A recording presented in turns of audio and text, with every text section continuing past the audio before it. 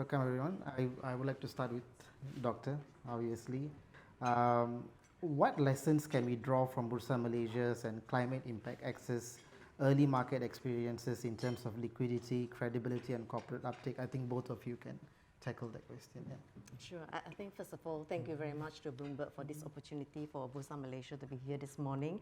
And I think with regards to the lessons learned, first of all, maybe backpedal a little bit, why Malaysia actually have the carbon exchange. Obviously, one of the reasons is because we need to actually pivot the whole ecosystem towards a more greener economy, and also, of course, to raise awareness among corporates about all these pending cross-border kind of a CBAM that is actually arising. In terms of the liquidity, I think it's fair to say that in any nascent market, and I'm sure it's faced globally as well for the VCM, it has been rather muted kind of a market. And largely because it is very new, especially in Malaysian corporates. You asked about the Malaysian corporates. Many of them are still trying to make sense of what is carbon market all about. Why do we need to actually invest and what's in it for them? So I think this is where Bursa Malaysia as a national exchange, we actually provide a lot of capacity building. And also, of course, when we have an exchange in our home ground, then it actually spurs a lot more interest in actually trying to put up an ecosystem. And I think this is where Malaysia, although we have very few carbon projects, but one of the renowned ones, like the nature base, we have the Kuamut in Sabah, that's around 83,000 hectares. That is really one of the best in class in the IFM. In terms of biogas, we have a lot of opportunities. We have over 450 palm oil mills in the country. And recently, a few months ago, BCX just auctioned the very first of the biogas project from the Monsoon Langkam. And I think in terms of the credibility, that is of course a very big issue. There has been intensive scrutiny among the independent carbon standards. And this is where I think independent standards like Verra Gold Standard, they are working very hard to tighten their methodologies and also improve their baseline. And we do have see a rise of the meta standards like the core carbon principles put up by the ICBCM and also CORSIA listing down their eligibility criteria that actually helps to foster the credence of the independent standards. But at the national level, you also see among ASEAN countries like Thailand, Indonesia, Malaysia as well, we are starting to develop our own national carbon standard. And that standard is important to actually foster, when you have a sovereign-backed carbon standard, it helps to actually foster some market confidence. I'm just going to pause for you now. Thank you. Yeah, Mr. Oi, yeah, we can. Thank you. Dr. Wei-nee shared quite a lot of similar views. But I want to sort of go back a little bit to sort of 21, 22, when there were a lot of issues around the integrity of supply, creating quite a lot of the greenwashing allegations of corporate. So the market somewhat collapsed during that time. And what's happening in the West today, I think that's not really helping so much in that. What's the interesting observation that we're making around corporates? They are no longer, they're doing it and there's still very high conviction of the carbon markets, but they're not really out there telling people what they're doing, right? Partly because it's the same with many of the initiatives that are happening where corporates have decided, you know what, we know what's the right thing to do, we're going to do it, we're not going to be visible about it. So from the carbon markets point of view, the corporates with very high conviction levels continue to execute. And the reason is because they see the impact of their growth and their economic activity impacting the environment in a very significant way.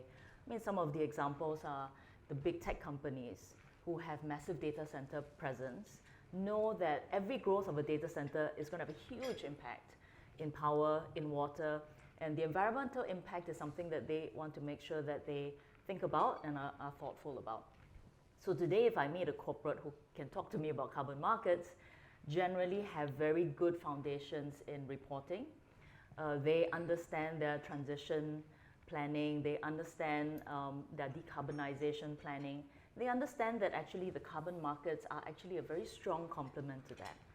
But as I said, because they're not really talking about it out there, it feels like there's sort of nobody else cares. But we know that there are corporates who care and care very, very deeply.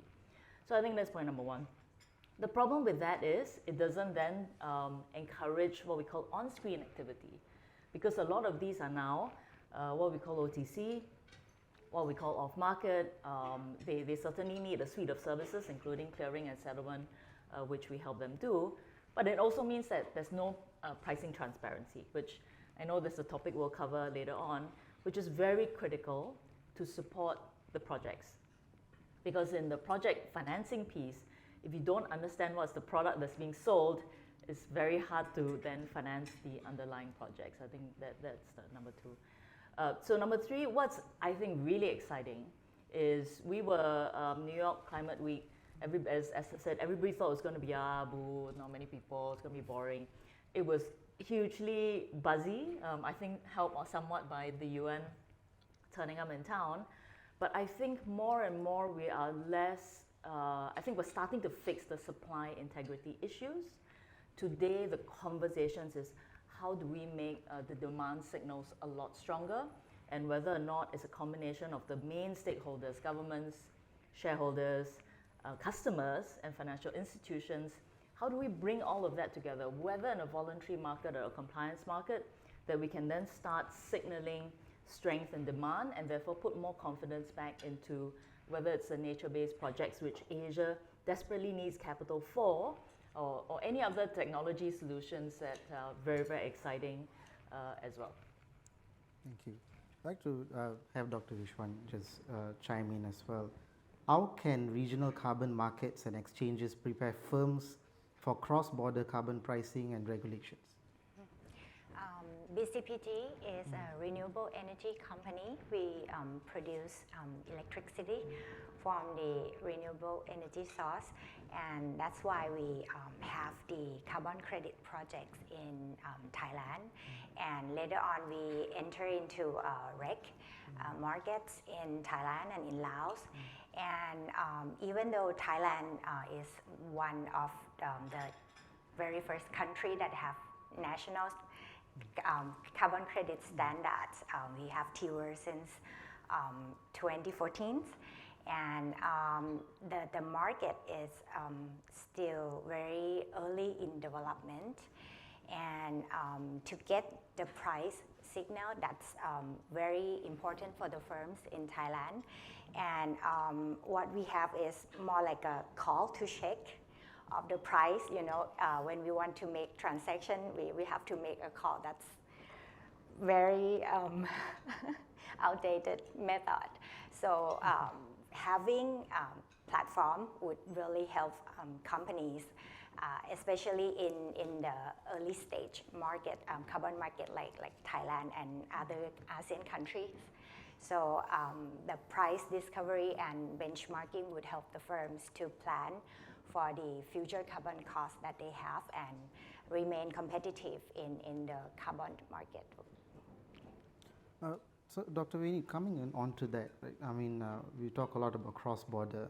So how do you think carbon credit quality and verification standards can be harmonized across the region, to prevent arbitrage and build market confidence, in a sense? Yeah, so I think this is where I'd like to introduce the ASEAN Common Carbon Framework, and I'm very glad to hear that actually, Mr. Gurdeep, you actually jumped ahead and introduced that in your speech already. And basically, when Bursa started off the exchange, one of the reasons is, of course, to build the ecosystem. And in Malaysia, projects are still very few, demand are very low. And so this is where, in January 2024, Bursa actually conceptualized the idea of the ASEAN Common Carbon Framework to address the lack of supply, the lack of demand, and the lack of talent pool of resources. And very importantly, the ASEAN Common Carbon Framework operationalizes the ASEAN strategy for carbon neutrality, an initiative put in place when Indonesia was chair of ASEAN in 2023. And to this end, I'm very grateful to the ladies here, because we are all belonging to the ASEAN associations here that signed together to actually operationalize the ACCF in COP29 in Baku last year. So one of the key tenets of the ACCF is that as nations actually develop our own standards, a fast way of fast tracking it is through perhaps a recommendation to do a mutual recognition of methodologies. And when you do a mutual recognition among methodologies, and that would make sense because geographically we are very similar. So therefore the opportunities on carbon projects will be very similar. So the effect of doing this mutual recognition is that we harmonize the standards. And when we harmonize the standards, it helps to improve the market interoperability. So one has another spill effect over the other. And of course, when you have a sovereign-backed carbon standards, just like what Thailand is having, Indonesia is having, then that will help to actually foster the market confidence. But I think with regards to how do you prevent carbon arbitrage, I think EU is trying to handle that carbon leakage through imposing their carbon pricing onto the developed nations. And while the principle of it might be good, but whether it violates the UN's principle of the common but differentiated responsibilities is really very questionable. But I think a much more maybe equitable way is that while we have a lot of opportunities to decarbonize in this part of the world, why not turn the table around instead and apply the same carbon pricing and be willing to pay for that 1 ton of emissions reduction and removal in this part of the world instead of penalizing us. That way you will be able to see more of the financing that will be unlocked from the global north to the global south, which I believe is the principles of the CBDR anyway. I think you can also weigh in on that. So I think one of the broader concerns that we have in the market is the fragmentation issue, right? I mean, the part of the issue is carbon is actually not, in most countries, a regulated instrument. And so anybody can set up a carbon sort of credit shop, right? And you don't even know whether legitimate or not. But luckily, you know, Dr. Wei-nee and myself, we operate exchanges that are owned by the main exchange, so, you know, plug to us. But what's happening? Fragmentation of platforms delivering it, but also fragmentation of supply. So, and what's happening is clearly national standards are evolving. Because there generally is a recognition that national standards cater to the particular country and the particular quality and the particular projects that they have, which might be somewhat different from the Western world, for example. So one of the few initiatives that certainly ASEAN is trying to do is trying to harmonize that. I think some of the powerful forces that will come in the next sort of 2 to 3 years, not that far away, very powerful sort of mechanisms, and hopefully, you know, it gets executed, but it would be, for example, ICVCM has core carbon principles, which they're trying to, they have sort of a set of principles which they measure projects or assess methodologies against. That is becoming quite a powerful tool for corporates to use when they are looking at the quality of projects. But that's again a more voluntary spectrum. But it is starting to sort of penetrate towards, you know, Singapore VCM guidance is looking at it, and certainly in Singapore's corporate claims guidance, we're thinking about the core carbon principles as a voluntary meta standard. The other two would be CORSIA, which is the aviation standard, which right now is causing a bit of a bottleneck because there's not enough supply. This is the one product that there's demand, but there's very little supply. And we're hoping that will open up, for example, I think Thailand is on track to be approved as a registry into CORSIA. That will be very powerful. And the third one is Article 6, which is the UN FCCC mechanism. And that sort of brings together both the voluntary markets and the compliance markets in a global type of mechanism that the underlying projects are likely to be quite similar. The question is, how do they then get approved by 6.4? So these three meta standards will hopefully drive a more common language. In fact, I think CORSIA and CCP or ICBCM will eventually somewhat converge. But hopefully with the meta standards, then people have a single language and can then trade, because as you can imagine, actually carbon is quite a global product. And so the more that we understand the variety of products, but from nature to technology-based, the more that we can make the right assessments and the more that we can make the right investments. Dr. Vichshuwan, Where do you see the information gap that exists today in terms of carbon data, pricing signals, or regulatory coordination? In my view, one of the biggest challenge to scaling up carbon credit market in Asia would be a lack of reliable and inconsistency of information, and these gaps lies across the carbon data, price volatility, and regulatory coordination. For carbon data, I think the previous session already addressed it. It's very important to have a harmonized or standardized framework for ASEAN, and for the firms to have a standard reporting measures and methodology in reporting. That's very helpful. And right now we have so many standards, and that's at the cost to the business. So I think harmonize that and make it more standardized would help. And for the price volatility, having regional exchange platform that would really help improve transparency of the price and make firms and investor financiers to be able to price the risks more correctly. And last one is the on the policy. In my view, a delay and variety of and it's like very early years of the implementation of Article 6 and also a project under Article 6 are quite different from country to country, even in ASEAN. So that's also hinder a growth of integrity and reliable market, credible markets. I would like to direct the next question across the panel, actually, from different perspectives. You might be able to. What do financiers you think need the most to underwrite decarbonization risk? Better disclosure, standardized metrics, or credible offset markets? Like what moves the needle the most? Yeah. So I think this is going back to my involvement also in the energy sector. I think banks would really need to de-risk some of the projects that they actually provide the financing.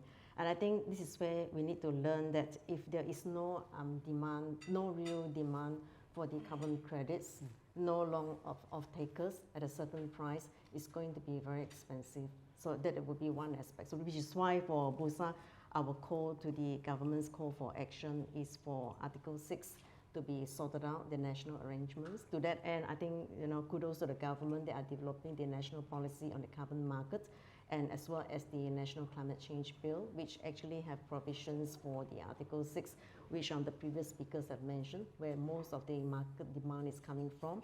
And also, of course, the carbon tax that we are planning to implement by next year, and in a few years, we may have the domestic emissions trading scheme. So demand would be very important. There is also, of course, the rise of the insurance as well as the rating companies that actually provide some visibility on the credence of the project that can actually help to actually de-risk some of the cost of the financing. But I think the most important part of it is how the government is going to underwrite it. So therefore, going back again, the government's policy must always be, I always call, underpinned by the 3 C's. It must provide certainty, there must be clarity, there must be also consistency. And once you have that, then the project is a lot more investable. Thank you. I think financiers play a massive role in the full decarbonization strategy. If you think about on the energy world, 20 years ago, when banks and governments started thinking about moving or transitioning from fossil fuel power generation to renewables. And many people have told me this statistics. I'm quite sure find the source of. Today, renewable energy is actually a far cheaper source than fossil fuel power generation, really, because the way that the financing structure has shifted has changed dramatically. And this is sort of with government subsidies slowly being taken away, right? Renewable energies are still, today, I think there's more renewable energy being built than there is fossil fuel. So I think it is very critical. It will take a long time, but it is very critical for financiers and governments to work together. Now, in the company's decarbonization, I think that's also something that I think all the sustainable finance associations are very, very focused on. But I would say in the carbon markets, it is very important to think about how do we increase liquidity, how do we engage with corporates, because at the end of the day, if we're not seeing, and it's not even just offtakes. I mean, offtakes are something that are a little bit off market, and yes, it will catalyze the industry, but you do need a proper carbon pricing mechanism. And at the moment, in the VCM world, it's trading a little bit from the private equity market to the listed sort of corporate market. Every company, every project has a different unique feature, country differences, project type differences, quality differences that create pricing differentials that are somewhat hard to, for a corporate who's buying carbon credit, right? I mean, how do you know what's the right pricing? The second thing that will hopefully get a bit more developed is with the compliance market. Like for example, CORSIA, what we're seeing is the large buyers are starting to think about just compliance and less about project features. So today everybody talks about pricing in this is a CORSIA credit or eligible credit. They don't really say, okay, this is a cook stove project in Africa or a nature project in Malaysia. So I think those are key things that will help the market develop some pricing benchmark mechanisms that will be very powerful. I think that so many significant factors play into this. Data disclosure is very important for everyone, and in terms of the classification metrics or methodologies to underwriting, standardized one is very important. And in my view, I would also say that the clarity of the policy is an essence in this situation. Okay. Well, we are short of time, but I would like to ask another sort of roundup to gather your thoughts across the panel. A very short question. Are voluntary and compliance carbon markets beginning to converge, or are they evolving along separate paths? What's your... My take is that they should converge. Why? Because liquidity begets liquidity. And once there's liquidity, there's better price discovery. And what you want to achieve is a unified carbon pricing. Converge, for sure. Yeah, me too, converge for sure. Okay, thank you very much. Thank you for participating in the panel today. Thank you. Thank you. Thank you. Thank you.